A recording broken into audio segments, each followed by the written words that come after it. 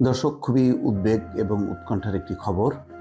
হাসপাতালে খালেদা জিয়ার কেবিনে যুবকের প্রবেশের চেষ্টা। একজন যুবকের চেহারা দেখা যাচ্ছে। সেই যুবকটি চিকিৎসাধীন বেগম খালেদা জিয়ার কেবিনে ঢোকার চেষ্টা করেছে। আওয়ামী লীগের সেক্রেটারি জেনারেল কি ধরনের আহম্মকি মার্কা কথাবার্তা বলে? এই নৌকা নাকি নূহ নবীর নৌকা? বন্ধুরা, খালেদা জিয়াকে হত্যার চেষ্টা করা হচ্ছে এমন একটি খবর ভাইরাল হয়েছে, যেখানে দেখা যাচ্ছে যে খালেদা জিয়ার কক্ষে একজন অপরিচিত মানুষ ঢুকে পড়েছে। তো পরবর্তীতে তাকে হাসপাতালের নিরাপত্তা কর্মীরা আটক করে। রাজনীতির মাঠে বর্তমানে বাংলাদেশের সবচেয়ে জনপ্রিয় মুখ খালেদা জিয়া। অসুস্থ খালেদা জিয়াকেও এখন সরকার চরমভাবে ভয় করছে। চলুন বন্ধুরা, বিস্তারিত জানা যাক। তার সংকট আছে। এমনিতেই দেশের নানান প্রান্তে নিরাপত্তা নিয়ে যথেষ্ট পরিমাণ উদ্বেগ উৎকণ্ঠা ছড়িয়েছে বিদ্যমান রাজনৈতিক পরিস্থিতিতে। তার মধ্যে এমন একটি ঘটনা নিশ্চয়ই একটি বড় ধরনের একটি উদ্বেগ উৎকণ্ঠা তৈরি করেছে। খবরে বলা হচ্ছে, রাজধানীর এভারকেয়ার হাসপাতালে চিকিৎসাধীন বিএনপির চেয়ারপারসন ও সাবেক প্রধানমন্ত্রী বেগম খালেদা জিয়ার কেবিনে প্রবেশের চেষ্টাকালে এক যুবককে আটক করেছে ভাটারা থানা পুলিশ। শনিবার বিকাল 4:55 এই ঘটনা ঘটে। পরে হাসপাতাল কর্তৃপক্ষ তাকে 5:16 ভাট খতিয়ে দেখা দরকার। এবং যেহেতু আমি আগেই বলেছি শুরুতেই যে একটা নিরাপত্তাজনিত পরিস্থিতি কিন্তু সারা দেশে আছে। নানা ধরনের নাশকতার ঘটনা ঘটাচ্ছে মহল বিশেষ, যারা এই ধরনের ঘটনা ঘটিয়ে একটি পরিস্থিতি তৈরি করতে চাচ্ছে। এটার সাথে এই যুবকের কোনো সম্পর্ক আছে কিনা, কেননা এই পর্যন্ত এভারকেয়ার হসপিটালে বেগম খালেদা জিয়া দীর্ঘদিন থেকে চিকিৎসায় আছেন, কিন্তু এই পর্যন্ত এই ধরনের ঘটনা ঘটেনি। এবং বেগম খালেদা জিয়া যে এভারকেয়ার হাসপাতালে আছে, এই ঘটনার পর তার কিন্তু নিরাপত্তা ব্যবস্থা আবার ঢেলে সাজানোর একটি প্রয়োজন দেখা কি তথ্য রয়েছে সেটা আমি আপনাদের সাথে শেয়ার করব এই ভিডিওতে। তো প্রিয় দর্শক, আমার কাছে যে তথ্যটি রয়েছে সেটি হচ্ছে পিটার হাসের এই যে সফরটি দিল্লিতে, এটা নিছক শুধুমাত্র কোনো ধরনের ওই বড়দিন উদযাপন করার উদ্দেশ্যে নয়। কারণ আপনারা জানেন যে বড়দিন উদযাপন করার জন্য তাকে যে দিল্লিতে যেতে হবে এমন কোনো কথা নেই। তিনি অন্য কোথাও যেতে পারতেন এই ছুটি কাটাতে। তিনি দিল্লিতেই কেন গেলেন? এবং পাশাপাশি এটাও আমরা জানি যে তিনি দিল্লিতে গিয়েছেন একটি চিঠি হাতে নিয়ে। যে চিঠিটি আপনারা হয়তো শুনেছেন যে এটা ওয়াশিংটন থেকেই একটা চিঠি এসেছে, যেটা কেউ কেউ বলছেন হয়তো ডোনাল্ড লুর লেখা চিঠি, কেউ কেউ হয়তো বলছেন যে এটা অ্যান্টনি ব্লিংকেনের লেখা চিঠি। এ দুটো আমি আমার সেই বক্তব্যের সাথে আমি আবারও পুনর্ব্যক্ত করছি। পিটার হাস যে গিয়েছেন দিল্লিতে, এটা নিছক কোনো যাওয়া নয়। এখানে তিনি যে চিঠিটি নিয়ে গেছেন সেই চিঠিতে স্পষ্ট করে উল্লেখ করা হয়েছে যুক্তরাষ্ট্রের দৃষ্টিভঙ্গি, অর্থাৎ এখানে যে একটি অংশগ্রহণমূলক নির্বাচন হচ্ছে না এবং যুক্তরাষ্ট্র যে এর প্রেক্ষিতে অসন্তুষ্ট, এই বিষয়টি কিন্তু স্পষ্ট করে এই চিঠিতে উল্লেখ করা হয়েছে। এবং এই চিঠিতে উল্লেখ করা হয়েছে যে যদি ভারত অংশগ্রহণহীন এই নির্বাচনকে সমর্থন দেয়, সেটা কিন্তু মার্কিন যুক্তরাষ্ট্রের যে অবস্থান তার পরিপন্থী হবে। তো এই বিষয়টি কিন্তু সাফ তাদেরকে জানিয়ে দেওয়া হচ্ছে। এবং আপনাদেরকে স্মরণ করিয়ে দিতে চাই যে বাংলাদেশের এই তথাকথিত নির্বাচনের পরেই কিন্তু আবার ভারতেও কিন্তু জাতীয় নির্বাচন হবে, অর্থাৎ মোদি তার গদি যদি ঠিক রাখতে চায়, তাকেও কিন্তু মার্কিন সমর্থনের, আবারও সেই কথাটি বলতে চাই, সেটি হচ্ছে ভারত ইচ্ছাকৃতভাবে হোক বা অনিচ্ছাকৃতভাবে হোক, তাদেরকে বাংলাদেশ ইস্যুতে তাদের অবস্থান কিন্তু পরিবর্তন করতে হবে এবং তাদেরকে সাফ জানিয়ে দিতে হবে যে একটি অংশগ্রহণমূলক নির্বাচনই তারা দেখতে চায় বাংলাদেশে। এবং সেজন্য এই নির্বাচনের আগেই হয়তো সেই ঘোষণাটি ভারতকে দিতে হতে পারে। তো সেই ঘোষণাটি তারা দেবে কি দেবে না, ইটস আপ টু দেম। কিন্তু যদি তারা না দেয়, তাহলে যেটা হবে আর কি, যে শেখ হাসিনা যেন তেন উপায়ে একটি 7 তারিখে তথাকথিত নির্বাচন করে ফেলবেন এবং তার পরবর্তীতে যেগুলো হবে সেগুলো কিন্তু ভয়াবহ পরিণতির দিকেই শেখ হাসিনা নিজেকে নিয়ে যাচ্ছেন। আর ভারতও কিন্তু মার্কিন বন্ধুরা, সরকার নির্বাচন হয়তো জয় হয়ে যাবে, কিন্তু তাদের পতন যে কোনো মুহূর্তে হতে পারে। বর্তমান অবস্থা দেখে তাদেরকে বিজয়ী বলে মনে হতে পারে, কিন্তু দুর্নীতিবাজরা কখনো বিজয় হয় না। সরকারের পরিচয় তারা অত্যাচারী এবং তারা দুর্নীতিবাজ। তো চলুন বন্ধুরা, বিস্তারিত জানা যাক। এই নৌকা নাকি নূহ নবীর নৌকা? প্রধানমন্ত্রী বলেছেন।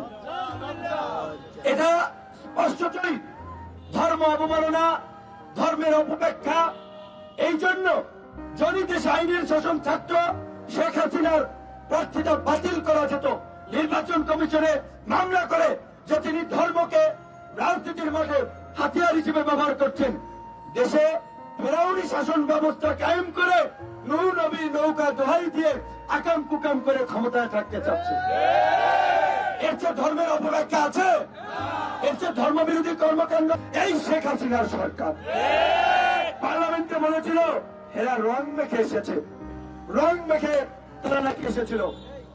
2021 সালে মোদী বিরোধী আন্দোলনের কারণে ভারতের গুজরাটের কসাই খ্যাত সাম্প্রদায়িক মোদী, যাকে আজকে দক্ষিণ এশিয়ার একজন সাম্প্রদায়িক ব্যক্তি হিসেবে চিহ্নিত করা হচ্ছে, পুরো ভারতবর্ষে বিজেপির বাইরে সাম্প্রদায়িক হিন্দুত্ববাদী দল ওই বজ্রায়ণ, বিশ্ব হিন্দু পরিষদ আর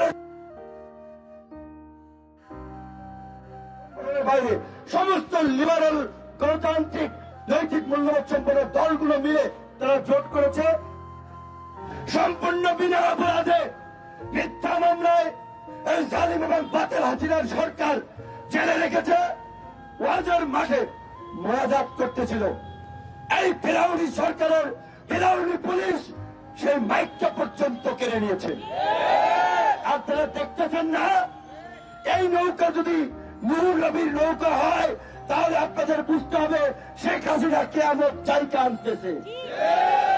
কাজেই আপনাদেরকে এই জালিমদের বিরুদ্ধে, এই বাতিলের বিরুদ্ধে সাধারণ মানুষ, আম জনতা, আলেম ওলামা সকলে মিলে প্রতিরোধ করে তুলতে হবে।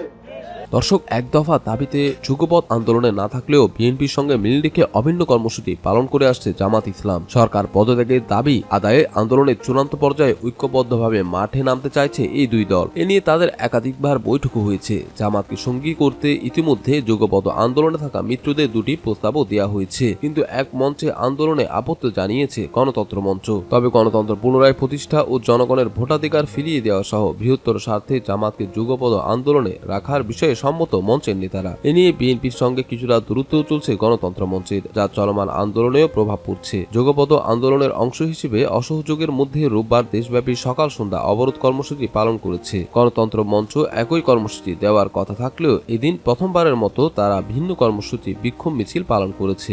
আবার নতুন 3 দিনের গণসংযোগ ও লিফলেট বিতরণ কর্মসূচি দিলেও তা গণতন্ত্র মঞ্চ দিয়েছে 2 দিনে। এদিকে এ নিয়ে এখনই নেতারা প্রকাশ্যে কোনো কথা বলতে চাইছে না। বিষয়টি সমাধান করে জামাতকে সঙ্গে নিয়ে দ্রুত মাঠে নামতে চান নেতারা। এজন্য বিএনপির এক শীর্ষ নেতাকে দায়িত্ব দেওয়া হয়েছে। তবে জামাতের সঙ্গে ঐক্য করতে আপত্তি নেই অন্যান্য সমমনা দল ও জোটে। 7 জানুয়ারি দ্বাদশ সংসদ নির্বাচন, সময় কম, তাই ভোট বর্জন করা রাজনৈতিক দলগুলো তাদের ঐক্য ধরে রেখে রাজপথে আন্দোলন জোরদার করতে মরিয়া। গণতন্ত্র মঞ্চের একটি দায়িত্বশীল সূত্র জানিয়েছে, জামাত ইস্যুতে বিএনপির পক্ষ থেকে তাদের দুটি প্রস্তাব দেওয়া হয়েছে, যার একটি হলো জামাত-এ ইসলামকে নিয়ে যুগপৎ আন্দোলনরত দলগুলো এক মঞ্চে আসবে। বিকল্প আরেকটি, জামাতকে যুগপৎে এনে অন্যরা এক মঞ্চে থেকে আন্দোলনে নামবে। শুক্রবার গণতন্ত্র মঞ্চের সভায় এই দুই প্রস্তাব নিয়ে বিস্তারিত আলোচনা হয়। জামাতকে নিয়ে এক মঞ্চে আন্দোলনের বিষয়ে একটি দল ছাড়া গণতন্ত্র মঞ্চের বাকি 5 দলই আপত্তি জানায়। সবাই উপস্থিত নাম প্রকাশ অনিচ্ছুক এক শীর্ষ নেতা জানায়, জামাতকে নিয়ে এক মঞ্চে থেকে আন্দোলন করা সম্ভব বলে তারা মনে করছেন না। এটি হলে মঞ্চ সেই উদ্যোগে থাকবে না, তাই যুগপথের উপরেই গুরুত্ব দিচ্ছেন।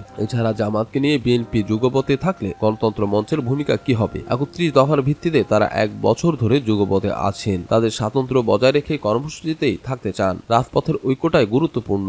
আন্দোলন এমন একটা পর্যায়ে পৌঁছেছে, আরেকটু গতি পেলেই সফলতা আসবে। অর্থাৎ চূড়ান্ত পর্যায়ে যদি এই ধরনের ঐক্য রাজপথে গড়ে ওঠে, সে ঐক্য তো হতে পারে, কিন্তু এই মুহূর্তে সে ঐক্যের বাস্তবতা নেই বলে তারা মনে করেন। যুগপৎ ধারায় যে আন্দোলন করে এসেছেন তা জনগণের সমর্থন পেয়েছে, তারা গ্রহণ করেছেন। চলমান আন্দোলনে রাজপথ দখলে নেওয়ার মতো জামাতের সেই ধরনের কোনো তৎপরতা এখনো দেখা যায়নি। তাই জামাত ঐক্যে এলেই যে সর্বশক্তি নিয়ে মাঠে নামবে তা বিশ্বাস করা কঠিন। অবশ্য সমমনা অন্যান্য দল ও জোটের নেতারা জানায়, সময় বেশি নেই, তাই ভোট ও মাঠের শক্তি হিসেবে জামাতের সঙ্গে ঐক্যবদ্ধ আন্দোলনের এখনই সময়। অতীতে ক্ষমতাসীন আওয়ামী লীগও জামাতকে নিয়ে আন্দোলন করেছিল, তাহলে জামাতকে নিয়ে বিএনপি আন্দোলন করলে দোষ কোথায়? নির্বাচনের আগ মুহূর্তে হঠাৎ গণতন্ত্র মঞ্চের এমন মনোভাবকে তারা সন্দেহের চোখে দেখছেন। কারণ হিসেবে সমমনা নেতারা বলেন, একাদশ সংসদ নির্বাচনের আগেও জাতীয় ঐক্য ফ্রন্ট করা হয়েছিল, কিন্তু ওই ফ্রন্ট বিএনপি নেতাদের বিভ্রান্ত করেছিল। বিএনপি চেয়ারপারসন ও দলের সিনিয়র নেতাদের তালুকদার বলেছিলেন, ঐক্যফ্রন্ট গঠন করা ছিল ভুল সিদ্ধান্ত। তারা আশা করেন দেশের এই ক্রান্তি লগ্নে গণতন্ত্র মঞ্চ